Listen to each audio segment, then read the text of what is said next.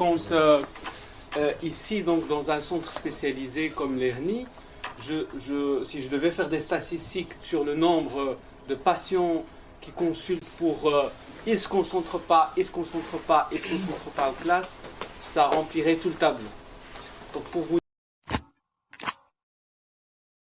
dire que les plaintes au niveau attentionnel sont très fréquentes, surtout de nos jours, parce que d'un côté, j'ai envie de dire, il y a la physiologie dont on vient de parler, qui plafonne nos capacités, mais de l'autre côté, on demande aussi de plus en plus quand même de production aux enfants, aux jeunes. Quand on regarde ici, 2 heures de cours, 4 heures de cours, et c'est important du coup ici, comme ce qu'on a fait pour le sommeil, de comprendre en fait la physiologie aussi de la concentration pour faire un peu la différence entre ce qui est normal et ce qui n'est pas normal, parce que ça c'est vraiment la grosse question qu'on nous consulte, c'est à partir de quand on est dans dans les troubles attentionnels.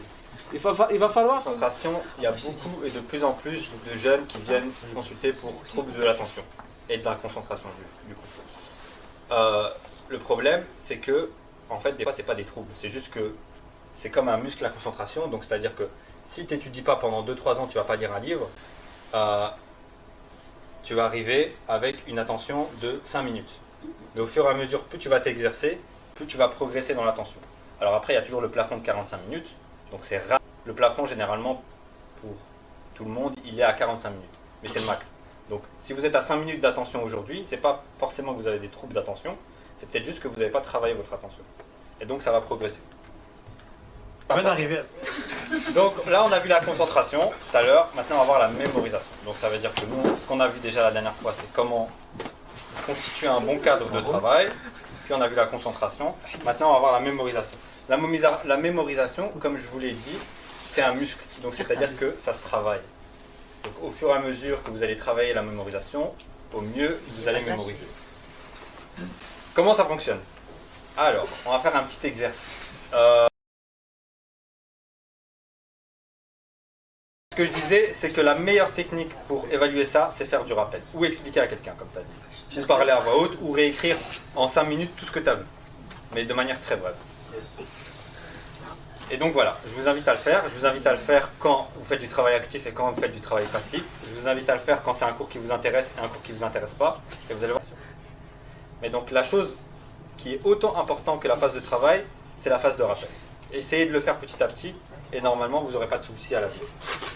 Ça c'est pour dire que dans la réflexion de la préparation de ces ateliers a été donc pensée la question de la durée donc de l'atelier, et nous avions vraiment en tête l'importance de rester dans des durées durant lesquelles on va vraiment capter toute votre attention, d'où l'idée donc d'un atelier grosso modo qui va s'étaler sur 1h15, avec l'idée que, comme vous avez vu, il faut facilement un quart d'heure pour s'installer, gérer les imprévus techniques, etc., débriefer, et puis vraiment quand j'interpelle les différents experts, je leur dis voilà, vous avez vraiment 45 minutes, 1 heure de présentation où vous allez avoir l'attention vraiment des jeunes, et donc ça c'est vraiment la base. Et donc pourquoi je rappelle ça? Pour que vous puissiez construire vos projets aussi, votre planning de préparation sur des bonnes bases, et pas partir dès le départ sur moi je vais tout bloquer sur une journée et faire une nuit blanche et j'aurais fait mes 12 heures de révision. Mais alors là vous construisez sur du sable, parce que vous ne respectez pas la physiologie. Combien de physiologie on a la physiologie du sommeil, la physiologie de la concentration, la physiologie, je dirais, du bien-être, et j'en passe. Ça va? On va vérifier ce que vous avez retenu sur ça? Trop tard, pas tout. Allez,